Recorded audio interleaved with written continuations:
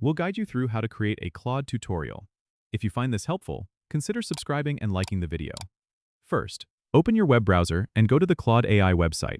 Make sure you are logged into your account. Once you're in, navigate to the dashboard where you'll find an option to create a new project. Click on the Create New Project button and you'll be prompted to enter the details for your tutorial. Give your project a name that clearly reflects the content of your tutorial. Next, you'll see the option to add steps to your tutorial.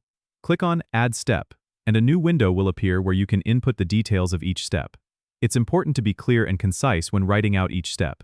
Use language that is easy to understand and avoid technical jargon unless necessary. After adding all the steps, you can rearrange them by simply dragging and dropping to ensure they are in the right order.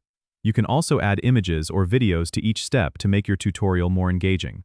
Simply click on the Add Media button within each step and upload your files.